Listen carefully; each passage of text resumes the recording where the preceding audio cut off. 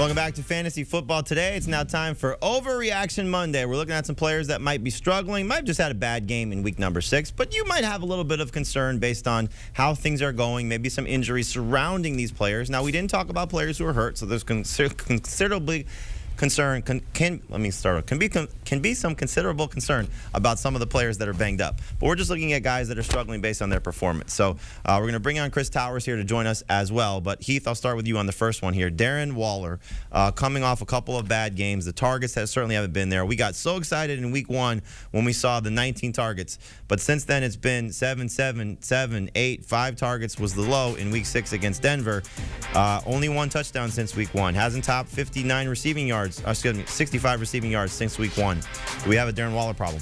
I don't, maybe we do have a Darren Waller problem. If you drafted him in the 2nd or 3rd round, it does kind of feel like maybe you're not going to get 2nd or 3rd round value out of him. Still, if you told me a tight end's getting 7, 7, 8, 5 targets, I'm like, well, I'm starting that tight end. And even since week 1, if you just take that week 1 out of the equation, he's the number 8 tight end in fantasy. So this bad stretch for him is still a low-end starter. That's pretty much the floor for Darren Waller.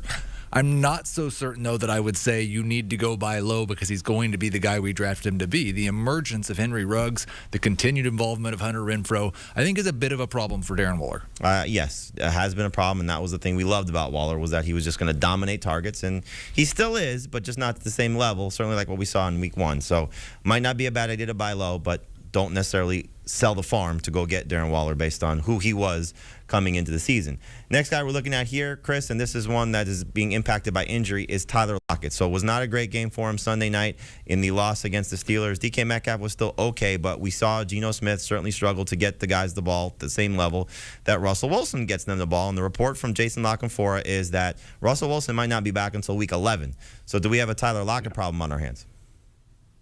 Yeah, I mean, we have a Geno Smith problem. I think Tyler Lockett is still a very good player, but he's just not in a good situation anymore. Russell Wilson is one of the, if not, on a yards per attempt basis, maybe the most efficient quarterback in NFL history. He's just an incredibly good quarterback. Geno Smith isn't. And so that's going to be a problem. He's not going to be as aggressive as Russell Wilson. We saw that on Sunday when I think both DK Metcalf and Tyler Lockett had an average depth of target below 7 yards. These are two guys who routinely see downfield targets. Geno Smith only had 3 attempts further than 15 yards down the field. So that's going to be an issue for this Seahawks offense moving forward. It's going to be an issue for Lockett. It's going to be an issue even to a certain extent for Metcalf, although I do think he should be the number 1 target. Lockett did match him in targets yesterday.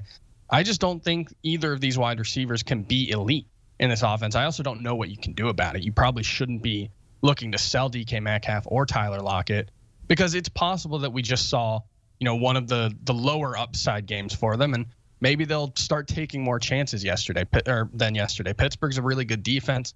They do have a tough matchup against the Saints in week 7, though, so I don't think things are going to get better there. Yeah, the hope would be is that you can manage it through week 11 when Russell Wilson does come back, and then maybe you just have a strong stretch run for your fantasy playoffs from Tyler Lockett, from DK Metcalf. But don't drop these guys yet, and certainly don't trade them when their value is this low. And the same goes for Keenan Allen, Heath, who's coming off, a disappointing game, and it's been a little bit of a sluggish start from the season. He's had 2 really disappointing games so far when both he and Mike Williams have struggled. But with the way Justin Herbert is spreading the ball around, and certainly the development and the emergence of Mike Williams, do we have a Keenan Allen problem on our hands? This is probably one of my favorite buy low targets actually going into this week, because you just look, and I know the sequencing of it upsets people because his 2 best games or his 3 best games were the first 3 weeks of the season, but he's got a range that he's shown us from 10 fantasy points to 19 fantasy points. He gets a 13 and thrown in there as well. He is a starting fantasy wide receiver. He's a high-end number 2 wide receiver. He's actually been just as efficient as he was last year. Yards per target, yards per catch, a little bit better. The catch rate still 67%. I have no concerns about Keenan Allen moving forward. And I'm glad you said buy low on Keenan Allen in particular, because whenever you have teams going into their bye week, this is the perfect time to try and acquire these players from fantasy managers that have been disappointed, that aren't going to have them for another week. And so you might be able to, if you're a 5-1 team, a 6-0 team, depending on how things go for you after this weekend, you might want to try and buy low on Keenan Allen. Anybody on a buy who's been struggling, because hopefully the best is yet to come.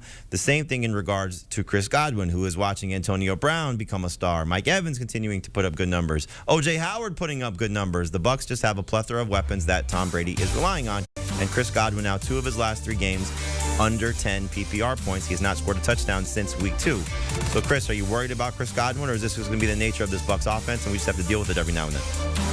It's just the nature of this Bucs offense. We saw it last season. There was a stretch where Mike Evans was basically just a touchdown or bust tight end in terms of the production he was giving. He was scoring a lot of touchdowns, thankfully. But I think that's just the nature of this offense. You know, Tom Brady's going to spread the ball around. There's going to be a ton of volume. But he's going to throw to 5 or 6 different guys in any given week. We've seen Leonard Fournette get, 4+ targets most weeks. We've seen the tight ends involved. We've seen, one week it's Antonio Brown and Mike Evans another week. I think the way you have to approach this team, and it was true back in draft season, if you're drafting one of Mike Evans, Antonio Brown, or Chris Godwin, draft them. Don't watch a Bucs game. Just don't look at their line scores. You're just going to put them in your lineup every week. There might be a couple of duds in there, but for the most part, the production is going to be there, and you're going to drive yourself crazy trying to predict, okay, is this the Chris Godwin game? Is this there's no real predicting it. Just leave them in your lineup. It's going to work out in the long run. But I want to watch the Bucs play. I like watching Tom Brady in this offense. Well, sure, you can watch them. Just, Don't look at the box score, maybe. Just hopefully that you get the numbers that you need by the end of the year, like you said. So we'll get some better games coming from Chris Godwin. Again, another good buy low candidate as well. I want to talk about T. Higgins because this is a guy that's seemingly getting left out of the fun in the Bengals offense as Jamar Chase has taken off and Higgins has missed a couple games on the season already with a shoulder injury.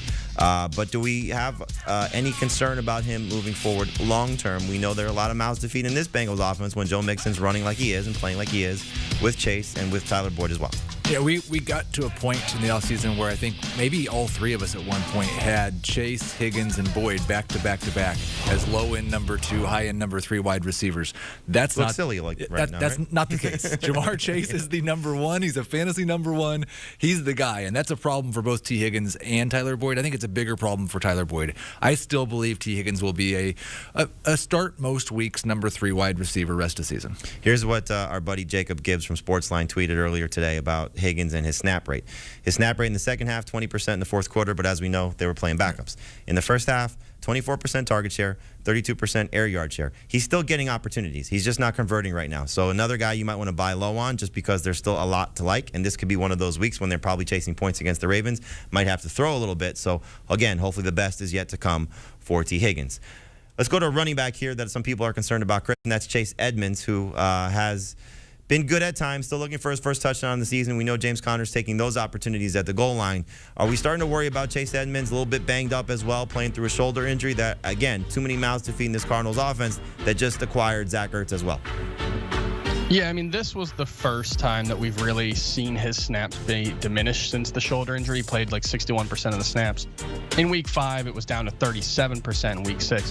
That's a little bit concerning, I suppose, because he's not someone who's going to have a ton of volume. He's going to be a good passing game option, but the rushes haven't been there. He's been efficient in the running game, but only 42 receiving yards over the last 3 games is really where you're starting to see him be a fantasy disappointment. I'm not that concerned about that. The way running backs are often used in the receiving game, and it's true of Chase Edmonds, is it's a lot of short stuff, and you have to live with, 1 catch for 3 yards here, 1 catch for 4 yards there, 1 catch for -2 before he breaks off. We saw Joe Mixon get a 40-yard touchdown catch. That's the kind of play you're waiting for Chase Edmonds. It just hasn't been there the last 3 weeks. It will be there moving forward. I still view him as an RB2. And frankly, he's an RB2 because he's healthy at this point. I mean, if you're on 2 legs, I think at this point you're pretty much a must-start fantasy running back. Yep, Kareem Hunt would certainly take Chase Edmonds' legs at this point. I'm sure Nick Chubb would as well, but I'm sure that Chase Edmonds would probably like to have their shoulders. So we'll see how things go, as we put our Frankenstein running back together here heading into week number 7. All right, so there's some players that we're looking at from Overreaction Monday. A lot more that we could talk about, but clearly it's been a little frustrating for some of our stars. We hope that they start to deliver in week 7, and certainly there are some buy low opportunities from some guys like we showed you, potentially Darren Waller, Keenan Allen, Chris Godwin. Try and get these guys cheap while they are, because the best is still yet to come.